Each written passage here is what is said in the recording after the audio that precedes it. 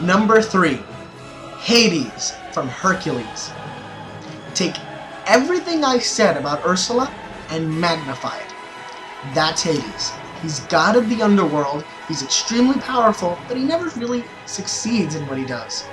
He's prone to hilariously violent fits of rage, and his car salesman personality is funny as hell. He's like Dr. Facilier with his con man attitude. However, as a villain, he is very dark. He wishes to overthrow his brother as king of the gods, and to do so, he needs to kill his own nephew. This whole family betrayal thing is magnified yet again with our number 2 on this countdown. And you are wearing his recognize! Thirsty? I own you! Number 2, Scar from The Lion King. Oh, Scar. For a long time, Scar was my favorite villain in Disney. Why? Because he was conniving, he was treacherous, he was manipulative, he was deceitful, he was ambitious, but he was charming, he was charismatic, he was authoritative, and he had a great sense of humor. Oh, wow, that's a lot. Possibly his most infamous act was killing his own brother to gain the throne. Scar! Brother, help me!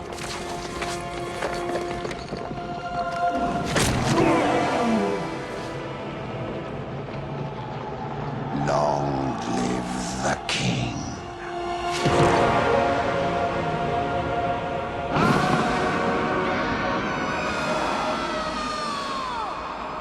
But for all his plotting and ambition, he really didn't know what to do once he became king, thereby running the nation into the ground.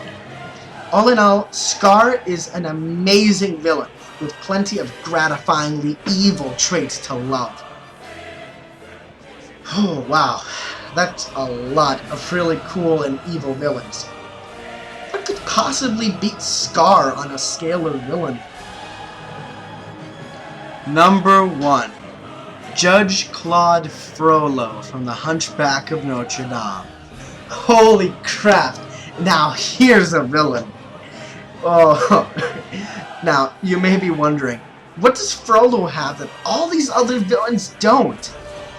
The answer? A conscience. That's right, Frollo is the only villain on this list with a real conscience. From the beginning of the film, you can tell that he's nothing more than a man who in his heart wants to serve God and purge what he sees as sin. He fears God, and when his sin is pointed out to him by the Archdeacon, he repents and cares for Quasimodo, in his own twisted way.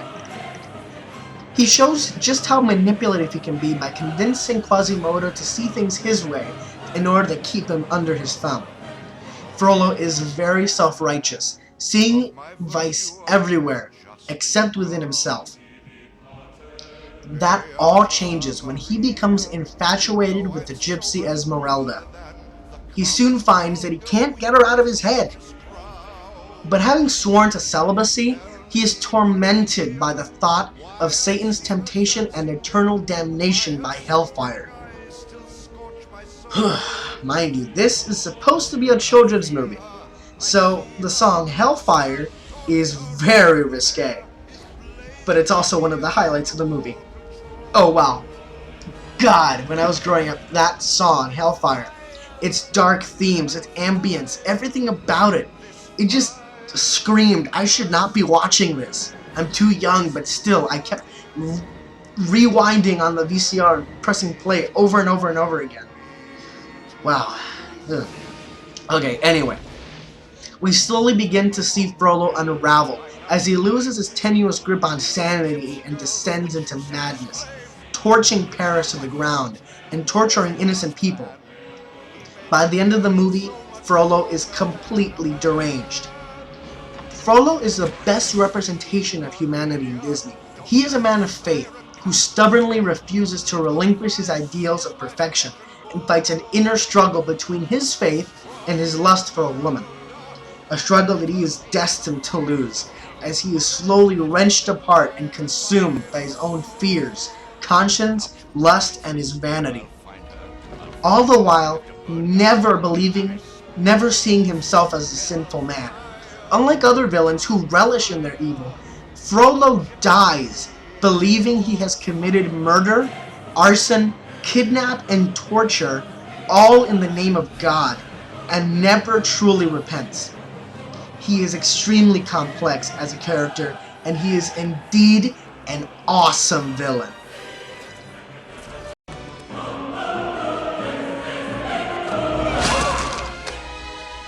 I should have known you'd risk your life to save that gypsy witch, just as your own mother died trying to save you. What? Now, I'm going to do what I should have done 20 years ago!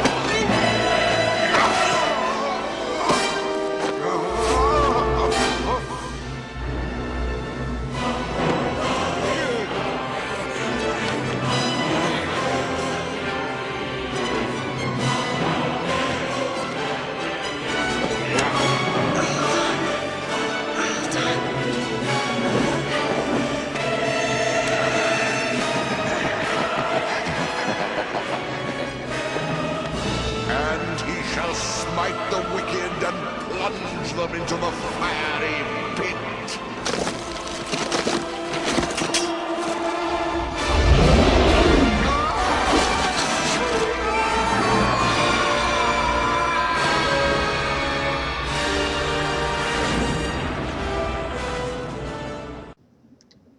So there you have it.